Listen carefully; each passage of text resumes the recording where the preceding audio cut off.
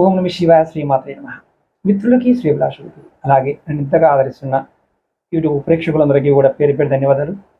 మిత్రులరా, మీ అందరికీ పరాదేవత ఎల్లవెల్లలా మీతో ఉండి మీ మనోవాంఛ నెరవేర్చాలని మనస్ఫూర్తిగా కోరుకుంటున్నాను. మీ అందరికీ వైకుంఠ ఏకాదశి శుభాకాంక్షలు. మీరు అప్పుల బాధతో బాధపడుతున్నారా? చాలా ఇబ్బందులు పడుతున్నారా? అయితే ఈ ఏకాదశి నాడు ఖచ్చితంగా ఏకాదశి వ్రతం చేయండి.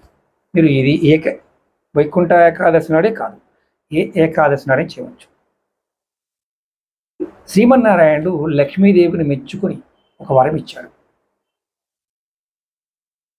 ఇచ్చేదే చెప్పిందే ఏకాదశి పుణ్యవ్రత విధానం. అంటే మనకి ఏది కావాలన్నా ఇచ్చేది చెప్పేదే ఏకాదశి పుణ్యవ్రత విధానం. విష్ణు భగవానుడు నిద్రపోతున్నాడని తలంచి ఒక రాక్షసుడు సంహరించడానికి వచ్చాడు. అప్పుడు ఆదిలక్ష్మి మహా ఉగ్రరూపం ధరించి ఆ రాక్షసుని సంహరించింది. అప్పుడు స్వామివారు లక్ష్మీదేవిని అభినందించి ఒక బిరుదు ఇచ్చాడు. ఆ బిరుదు ఏకాదశి అద్భుతమైన రోజు.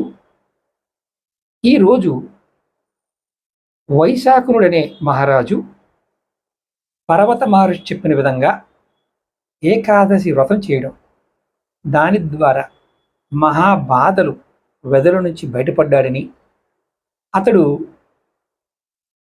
తనకు ఈ వ్రతం చేసిన తర్వాత పూర్వీకులకి అతనికి ఎవరైతే చనిపోయిన పూర్వీకులు ఉన్నారో అతను తర్వాత వచ్చిన వారు కూడా, మరణించిన వారు కూడా సుఖాలు పొందారు అని శాస్త్రం చెప్తుంది. అలాగే ఎవరైతే ఈ ఏకాదశి వ్రతం చేస్తారో ఈ వైకుంఠ ఏకాదశి నాడని చేసుకోవచ్చు. లేదంటే ప్రతి ఏకాదశిని కూడా ఈ వ్రతం చేసేవారికి అప్పుల బాధ నుంచి త్వరగా విముక్తులవుతారు అని శాస్త్రం చెప్తుంది.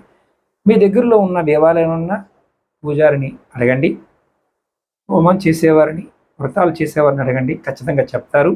వారి ద్వారా చేయించుకోండి. విపరీతమైన అప్పులు అయిపోయామని బాధపడేవారు ఖచ్చితంగా ఏకాదశి ఈ పుణ్యవ్రత చేసుకోవడానికి ప్రయత్నించండి. అలాగే మీకు ఈ వీడియో నచ్చినట్లు లైక్ చేయండి, ఛానల్ని సబ్స్క్రైబ్ చేసుకోండి, పక్కనే ఉన్న గంట సింబల్ని యాక్టివేట్ చేసుకోండి. 10 మంది మిత్రులకి ఈ వీడియోని షేర్ చేయండి. ఓం నమః శివాయ, శ్రీమాత్రే నమః.